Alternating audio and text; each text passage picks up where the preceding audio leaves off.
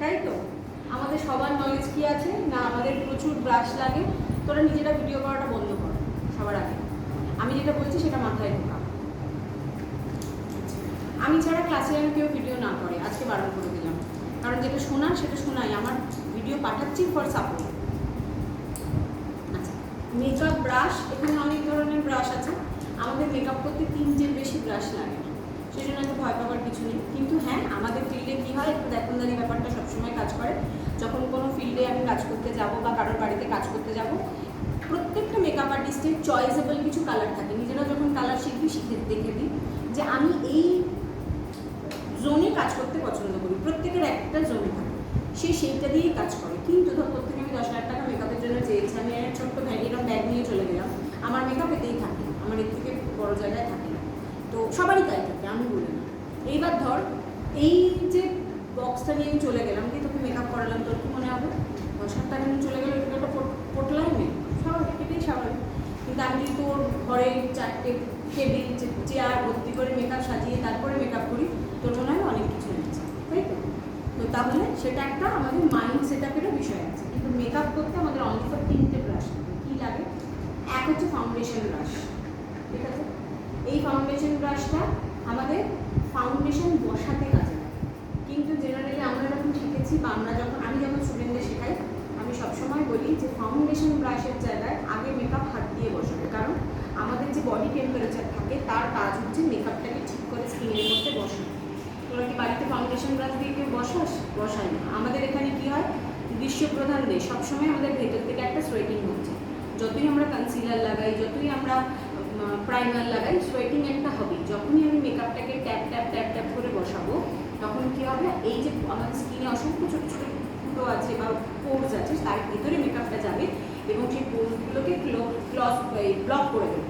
তার ফলে কী হয়, সোয়েটটা আমাদের ভেতরে বেরোয় না, ভেতর থেকে বাইরে বেরোয়। কিন্তু ব্রাশ দিয়ে যদি আমরা টানতে থাকি তখন কী হবে, এক জায়গায় সেটা থাকে না। তো সেই জন্য সবসময় আগে হাত দিয়ে মেকআপ বসাতে হয়, তারপরে ব্রাশ। এই ব্রাশটা লাগে, কারণ যখন মেকআপ একদম বসে যায় তখন যদি আবার হাত বসাতে যাই, অনেক ক্লায়েন্টের বা অনেক মেকআপ আর্টিস্টের হাতে সোয়েটিং হয়, মেকআপটা উঠে যাওয়ার চান্স থাকে। সেই জন্য লাস্ট ফিনিশিং আমাদের ব্রাশ লাগবে, এটা খুব দরকার হলো। এটা হচ্ছে পাউডার ব্রাশ বা ফ্যান ব্রাশ, সব ছবি গ্রুপে পাঠিয়ে দেওয়া হবে। পাউডার ব্রাশ বা ফ্যান ব্রাশ, যেটার কাজ হচ্ছে আমাদের এক্সট্রা পাউডার অ্যাপ্লিকেশন, এই যে পাউডারটা দিয়ে আমরা মেকআপটাকে ব্লক করবো সেটা। আর হচ্ছে কন্ট্রোল ফেসের, দেখ এটার মাথাটা একটু কোনাকুনি আছে না, এটা হচ্ছে কন্ট্রোল, মানে আমি ফেসের কোথায় কাটবো সেই পোর্শনটা আমার কন্ট্রোল করতে হবে, বলো। এইটা হচ্ছে ব্লেন্ডিং ব্রাশ, বলো। এই ব্লেন্ডিং ব্রাশটার কাজ হচ্ছে, এই ব্রাশগুলো, এখানে আমার ম্যাকেরও ব্রাশ আছে, এখানে আমার প্রো আর্টেরও ব্রাশ আছে, আবার একদম অর্ডিনারি অরিফ্লেমের ব্রাশও আছে। সেই জন্য ব্রাশটা অবশ্যই ম্যাটার করে, কিন্তু কাজটা আগে জানতে হবে, তবে আমি ব্রাশটা ভালোভাবে কিনতে পারবো। এই যে ব্রাশটা দেখাচ্ছি, এটা ফ্লিপকার্ট থেকে কেনা ছিল। আমার 4টে ব্রাশ বোধহয় 150 বা 200 টাকা নিয়েছিল, কিন্তু আমার এই ব্রাশটা দিয়ে কাজ করতে খুব ভালো লাগে।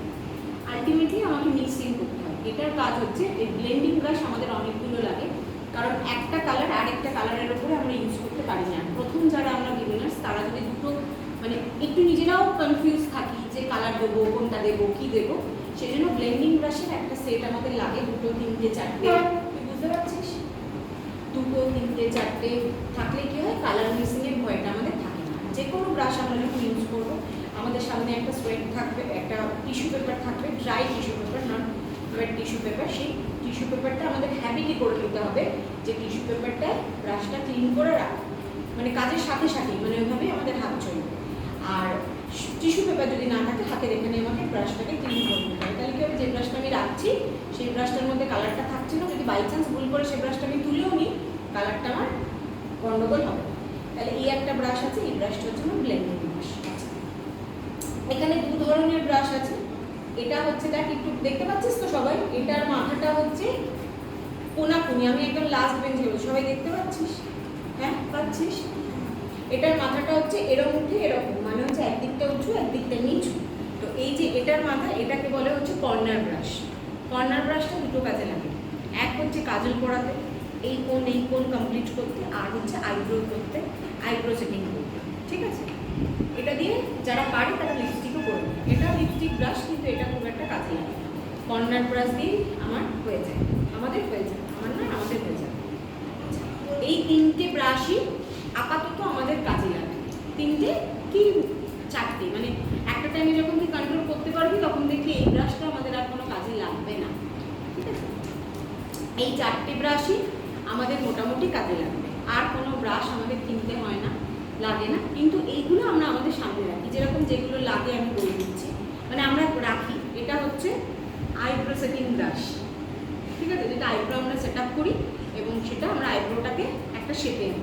ঠিক আছে, সেটা আমি এই কর্নার ব্রাশ দিয়েও করে ফেলতে পারি, সেই জন্য ওটার দরকার নেই। হলো সেকেন্ড হচ্ছে এই একটা ব্রাশ, যেটা দিয়ে আমরা আইব্রোর এই শেপটাকে করি, যেটা আমরা এই কর্নার ব্রাশ দিয়েও করতে পারি।